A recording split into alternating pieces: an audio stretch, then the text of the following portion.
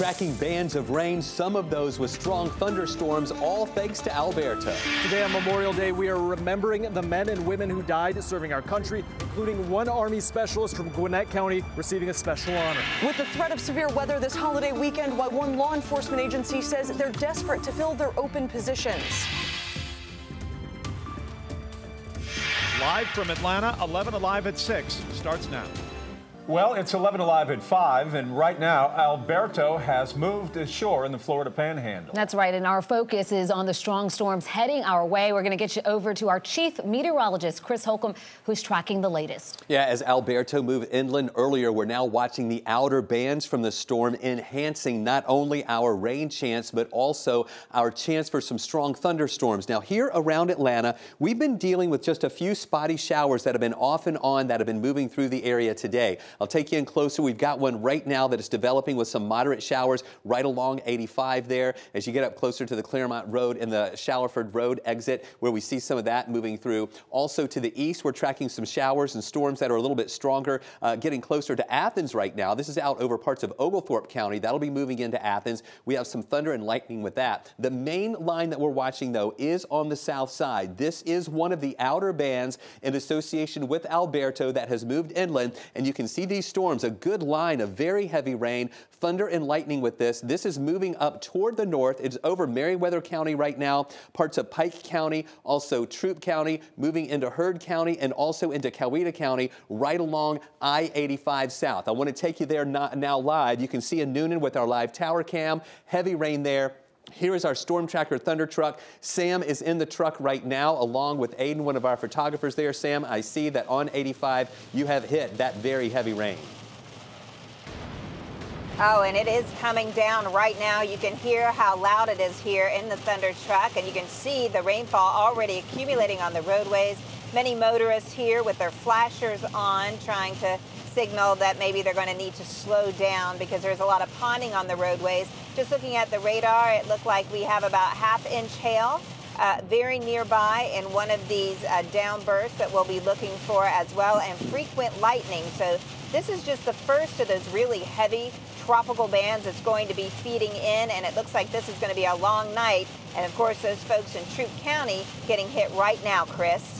All right, Sam, y'all be careful out there. We're going to come back to you coming up in just a little bit with another report. Here you can see Alberto made landfall a little bit earlier today near Laguna Beach in Panama City. And look at the pinwheel effect that we're seeing here. As the storm is moving counterclockwise, you can see these storms rotating around it, some of that back through Alabama. And then there's that line that we were just talking about there that Sam is in right now on 85 south, and then also stretching down toward Macon and on down along just south of I-16. We do have one severe thunderstorm warning in effect right now near Brunswick. As these storms rotate closer to us, we have the potential for severe storms.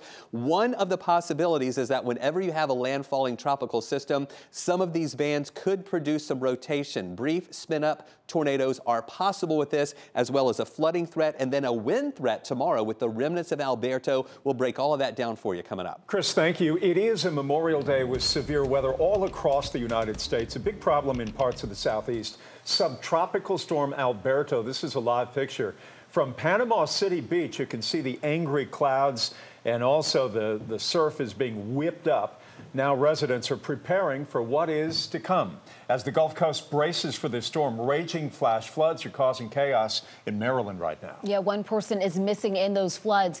NBC's Dan Shinneman is following that story with the latest from Alberto. With high winds and pounding surf, subtropical storm Alberto churned toward shore Memorial Day afternoon. It's expected to bring up to a foot of rain to some areas, and warnings of dangerous rip currents are up all along the Florida Gulf Coast. It's extremely dangerous in situations like this.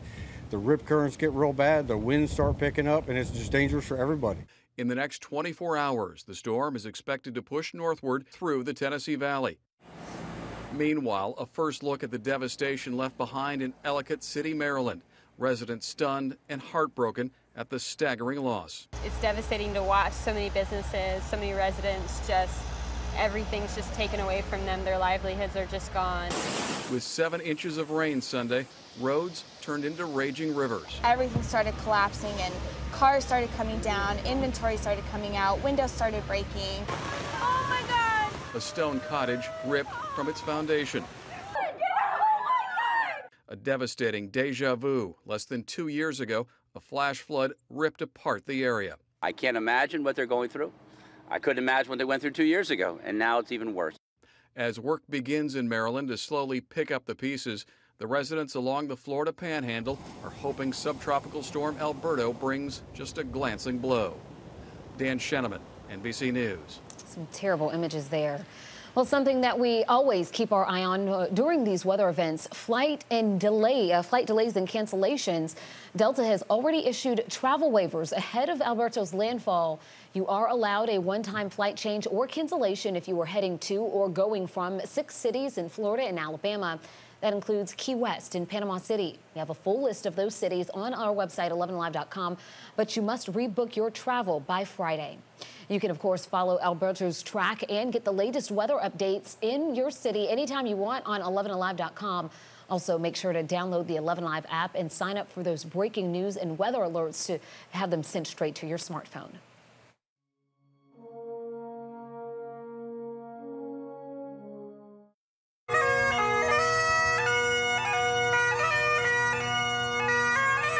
Now in its 22nd year, it is the largest Memorial Day ceremony in our state. Thousands of people from all over the Southeast come to Roswell City Hall. The featured speaker was Sergeant George Lingefeld, a World War II veteran from Silver City, Georgia. More than 10,000 Civil War soldiers are buried in the Marietta National Cemetery. The Boy Scouts played a major role in today's ceremony, like they do every year. They have been placing American flags at the site for more than 20 years. This year, more than 1,000 boys and girls came to the cemetery with their flags. And in Gwinnett County, a Memorial Day ceremony, a service honored the men and women from Gwinnett who died serving our country, including Army Specialist Entente Murphy. Joe Hankey is in the newsroom with a look at the legacy that Murphy leaves after he died overseas 1 year ago this month. Jeff, Army Specialist Etienne Murphy is originally from Boston, but his family moved to Gwinnett County during his teenage years. He graduated high school in Gwinnett and then enlisted in the Army. Now his name is amongst a list of men and women from Gwinnett who died serving here at home and overseas.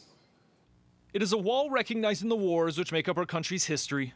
And under each war are the names of those who died, from World Wars to Vietnam and more recent battles.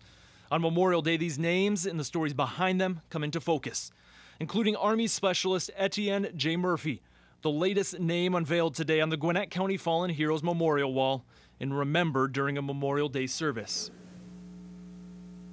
He died May 26, 2017. 1 year and 2 days after Specialist Murphy's passing, the pain is still too raw for his family. The reserved seats at today's ceremony remained empty. They have asked me to convey to all of you in attendance today their deep and abiding appreciation and gratitude for remembering and honoring their husband, dad, son, and brother during today's service. 6 years old when the World Trade Center towers fell, Murphy told friends and family he joined the Army because of the impact 9/11 had on him. He died during a vehicle accident in northern Syria and was buried back here in the Atlanta area last year. And although his life was cut short, his name will never be forgotten. Now remembered forever as his name is etched next to his fallen brothers and sisters. Vietnam veteran Roger Ware took time today to come see Murphy's name on the wall after hearing of his passing in the news last year. He served with honor, and of course he paid the ultimate sacrifice, and of course that's why we're here on Memorial Day. Here on Memorial Day, for this wall and the names it holds, now Murphy is one of those names and one of the many reasons to pause and reflect on the meaning of this holiday. And after his death, Murphy received the Army's Commendation Medal, a medal presented for heroic or meritorious service. He is survived by his parents, wife, and 2 sons. In the newsroom, I'm Joe Hankey, 11Alive News.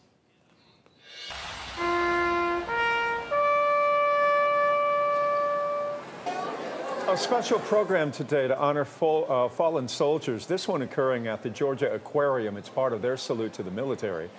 Active and former military members got free admission courtesy of the Home Depot Foundation. Right now on 11alive.com, we have a section devoted to our fallen heroes and Memorial Day ceremonies and services all across Metro Atlanta. You can get there via the link on our homepage. Fire officials have identified the 19-year-old man whose body was found in Lake Lanier. This happened in South Hall County, where the victim, Stephen Frederick of Peachtree Corners, was found late last night. Witnesses say he jumped off the second story of a dock and never came back up. Frederick's body was found in about 20 feet of water. Police nationwide are looking for a Sandy Springs man suspected of killing his longtime girlfriend and setting fire to their home over the weekend. Family and friends of the couple are devastated, and the man's own daughter is urging him to surrender. Our John Schierick spoke with her today.